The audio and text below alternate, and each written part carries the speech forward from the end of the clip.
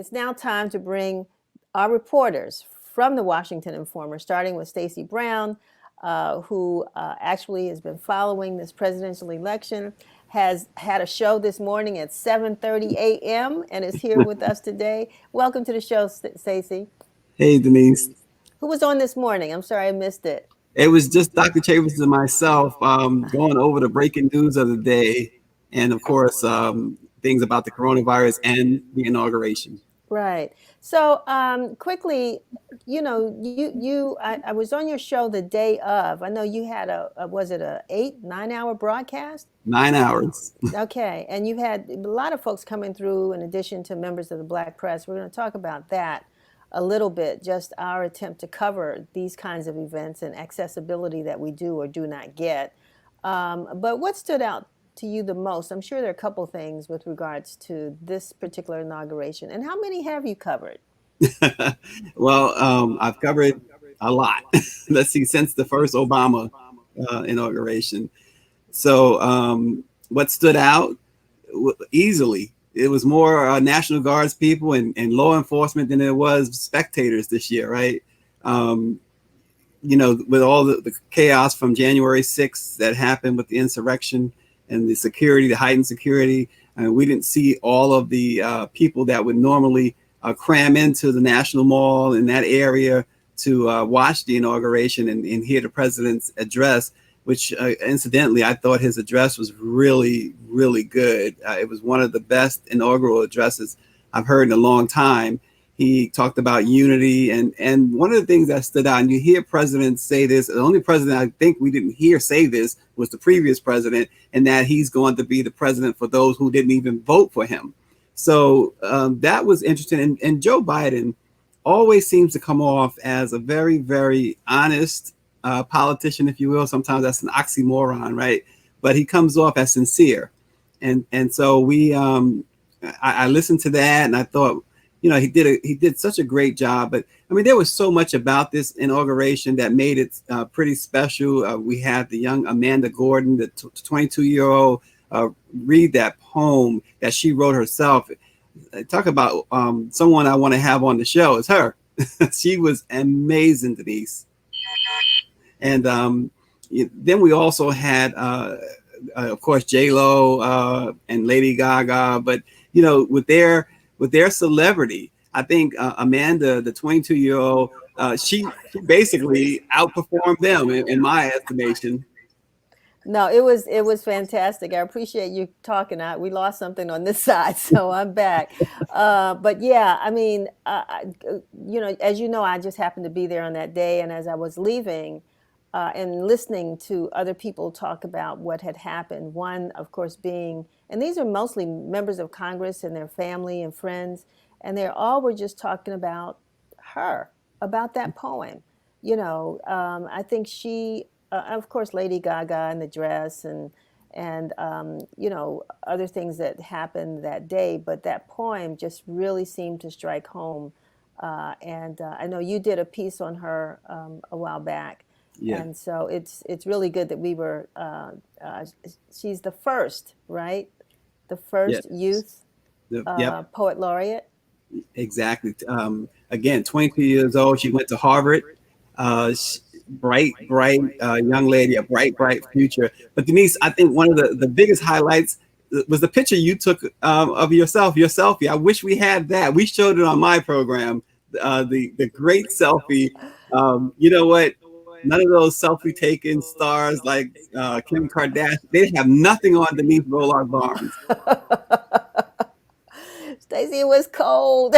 So I had to wrap myself up. But, I'm not a selfie person, but you said, well, you're out, take a selfie. And I did it and sent it to you. So it was great. We're going to bring on a couple other folks now. I mean, Anthony Tillman, who was able to, I don't even want to tell folks about how Anthony was able to get up in there and get some tremendous photos that not only did we use with the Washington Informer, but he graciously shared with members of the NMPA, Black Press of America, and Hamil Harris, if we can get him in here.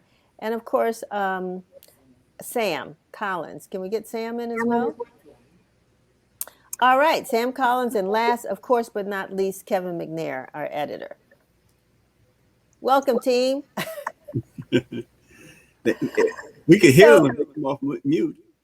yeah, I want to start with Anthony, though. Anthony, you knew from the very beginning that you were going to get every shot that you could. You were in the Capitol when that riot took place, and those I don't know what we want to call them, destroyed the landmark, and you were at the monument when the rally that the Trump and his family had there. But more importantly, you made it to the inauguration. You covered every step of the way of this thing. What drove you? What was the passion inside of you that make you want to document all this? I mean, just being the photojournalist, we have to, one thing about photography is we capture moments. So, as a photographer, I feel it's my obligation to capture these amazing moments for everybody to use and to share and to entrust us to document these amazing times in life. Because that momentous occasion that happened on Wednesday for the inauguration was monumental, not just for the world, but for us as African Americans as well. So, we have to document these moments and, just share them with everybody. So it was an honor for me just to cover, everything, from beginning, to the end. And, I And, applaud, really quick, I applaud, President Biden because he stood by Obama, for 8 years as his vice president. And now, Obama's looking at him like, man, this is your turn, so that was amazing for me personally to see that, see that achievement. as you look back over your photographs, which one do you have the greatest pride in that you've taken over the past week? Which one really, lets you know this is the mark of a photojournalist named Anthony Tillman? I would say the vice president Kamala Harris swearing. I mean, that was like one of my favorite pictures when she kind of was like, had to do the oath. I always like the oath because you kind of that's kind of like, an official, moment that just, locks in that contribution to America. So that's one of my favorite photos. Sam, you did a story this week in the Informer on millennials, and just sort of their reaction to all of this. This is the generation that actually brought in a lot of what we're seeing right now on the national scene. And tell us about that. Yes, ma'am. The reactions were sort of twofolded. There was enthusiasm for the historic moment of the first woman of color becoming vice president, but there was also this sense that we got to keep pushing the people who we brought into office for change and to make sure that they make good on their promissory note. Let's keep in mind that millennials not only brought in Barack Obama, they experienced 9/11, they experienced George W. Bush's so-called war on terrorism, and they were also among those who thought that in the era of Barack Obama that he didn't make good on his promises, especially with a majority in the House and the Senate. So now that Joe Biden and Kamala Harris sort of have the same circumstances, we are, I'm not going to say we, but the millennials who I spoke with, they are enthusiastic, but at the very same time, they are asking that Joe Biden and Kamala Harris make good on their promise to Black people, especially who brought them in. And are there conversations about what they plan to do? As far as organizing, are they involved in order to make sure that their wishes and desires are heard? Definitely. The people who I spoke with have been organizing well before Trump got into office. You have people in the tech industry, people who are photographers, people who do writing, people who work in media, people who work in various industries who advocate on issues that are important to millennials. One particular issue that millennials have rallied around over the last few months is student loan debt. And they're really looking forward to seeing what the Biden administration does with that. 10,000 with some millennials who I've spoken with will not suffice, but it is a start. Mm-hmm. Wonderful. Hamil. Yes, ma'am. You know, we're glad to have you as part of the Informer team, because you've been out there with some of the big dailies. I mean, the Washington Post and others. But you know, give us your reaction to this inauguration. You know, I keep crying, and why I'm crying right now is because I'm looking at Sam, and I'm looking at Anthony and all the young brothers, and Anthony reminds me of so much of myself, able to sneak in to get places where nobody, how did he get there? And I'm like, oh my God. But what really stood out in my mind, and brother Stacy and Kevin, is that to me, this inauguration really started with the uprising on the Capitol. That same area where those hooligans, or whatever you want to call them, over breached that wall was 2 weeks later. You had the first black vice president, the first president, all these firsts that were standing right there. And so that was the first cheerful moment. But then this year I saw it from the streets. You know, I found out later I could have got in, but I didn't know. But the point is that, you know, the day of service at Shiloh Baptist Church, the spiritual foundation, where you had young whites mixing in with young blacks, the pastor's children, just to give. I said, well, how did you give? Well, we saw it on the internet. You know, and then, you know, you saw the interfaith service and the Lincoln Memorial. And what got me, and I know, is, you know, even when Trump finally left, he did leave the letter for Biden. And then when he got at Andrews and he said, you know what, this administration is going to be all right. Talk about Biden's administration. And then Biden said from the White House, you know, he left a very generous letter. So I think what's happening now is a new day, optimism. We'll see what happens. And I thought, for me, looking at it, the services on virtually, you know, I have my inauguration prayer service, which nice stuff, big stuff, 18 pages that virtually they fax it, they send it to you some kind of way. So I felt that even though we couldn't be there in person and you missed the crowds, it was still something virtually that we all could be part of. And even through the internet, you can still cry sometimes. Thanks, Emil. And Kevin, you had to sort of orchestrate, you know, our coverage, of course, and even wrote your own piece, a couple of them actually, for the paper this week. And so, you know, it's so much to focus on when you're covering an inauguration. And again, like even with the Dr. King issue, when I talked to Dr. Sherman earlier, you know, it's a challenge to figure out what can the Black press offer, what can the Washington Informer offer that folks hadn't already seen in other media. How'd you do it? Well, I think the first most important thing is looking at it through the lens of an African American or African American community. We can't help but react, respond, and interpret because of 400 plus years of slavery and oppression and racism and being denied and refused and beaten and lynched. And so while we celebrate moments like the inauguration and what's happening and what has happened, we also realize that, you know, as King said, you know, there's still a debt to be paid. The check is not, we have not received the funds. And so my goal was then and continues to be working with my reporters to make sure that our readers understand our perspective, our challenges, and that while we celebrate, we also realize that we have not been given our just due. And that's really what I try to do in terms of interpreting, envisioning, and then giving my writers and photographers the freedom to use their gifts and skills toward that goal. I'm going to go back to you, Stacy, and then sort of just go around, and I'm going to end with you, Kevin, because we are running over time. But I think it's really important to hear from your perspective. You cover so much. What are the expectations, not only of us in the media, who have been castigated and called all kinds of things by the past administration, but you know what the constituencies that you cover expect now? I mean, what's next for the Biden-Harris administration? Well, I think Sam Collins really hit on something that is huge, and that's student loan debt.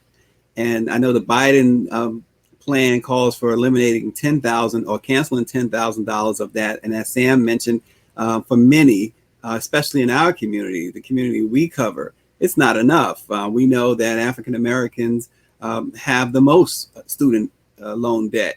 And so that has to be looked at.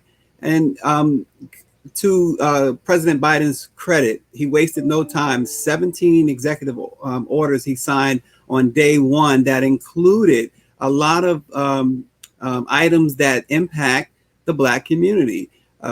He raised the minimum wage. He mandated that the minimum wage be raised to $15 an hour. Who can live off the minimum wage right now? And so that's been an issue. He also is rolling back a lot of the former administration's their policies that really only stood to suppress people of color. And so I think that what we've seen in the first 2 days, if that continues, everybody in our community, everybody who we write for, they should be happy.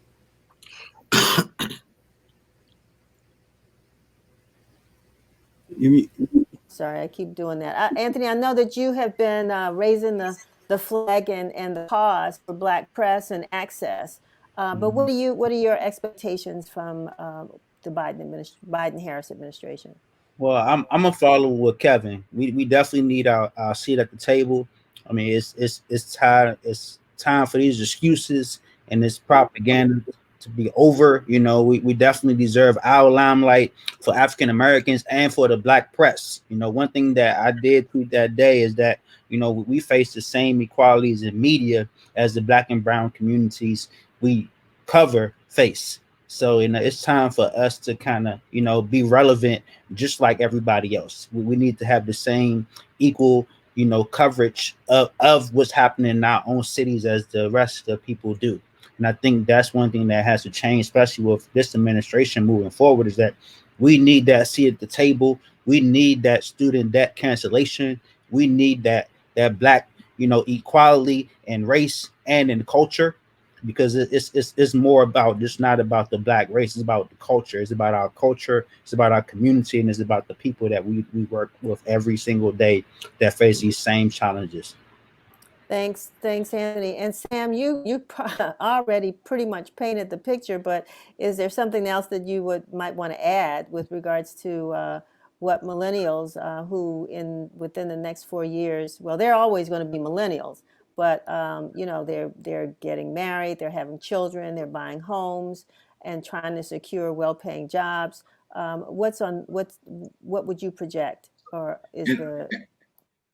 No doubt. They're also running for office if they haven't attained some sort of office, either locally, statewide, or nationally. So what you're going to see out of the millennial generation, even within the Democratic Party, is a push toward progressivism. And that will continue within the next 4 years. What I also foresee, I'm going to speak about myself as a reporter. I'm going to do my best to paint the full picture of what Black America is experiencing so that Black America can have more of a symbiotic relationship with the administration, not just sitting on our laurels and expecting them to do things for us, because politics is a give and take game. We have to be more politically astute than we have ever been to make sure that we make good on our promissory note, as well as Joe Biden and President Joe Biden and Vice President Kamala Harris.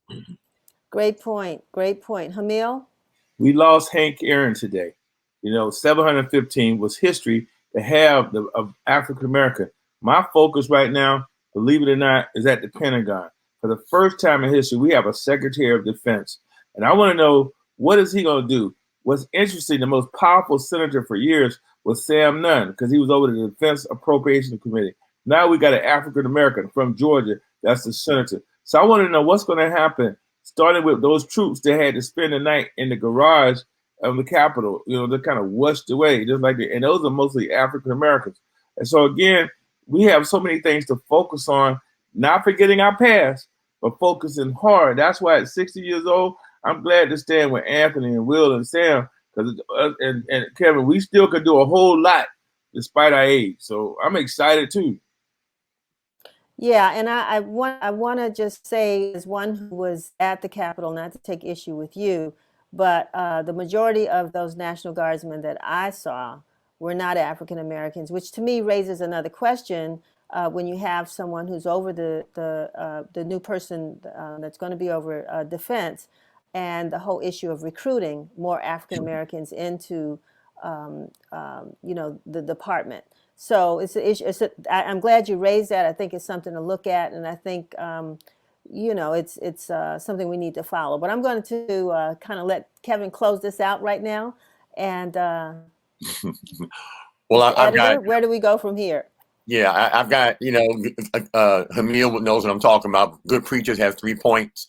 The first point I would say is the importance of the power of words. And this piece that I wrote this week addressed Joe Biden's inaugural address, as well as several addresses from the past, both from Democrats and Republicans, how important what we say matters and what we say truly matters. As a matter of fact, the Bible tells us that what we say, we've already thought about. So we already conceived the thought before we say the words, and that's significant when people open their mouths.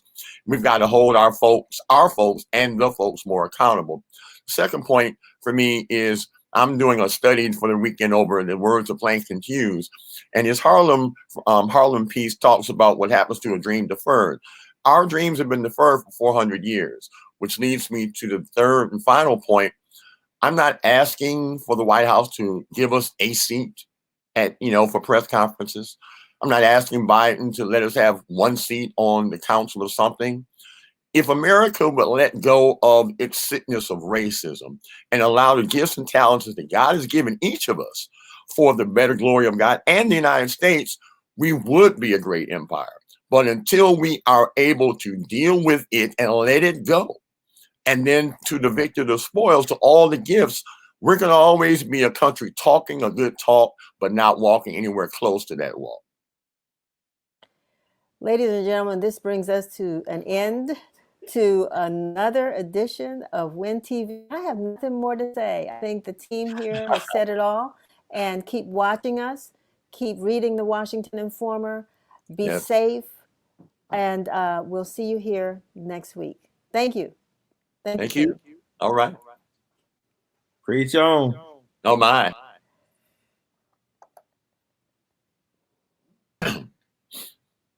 Blessings.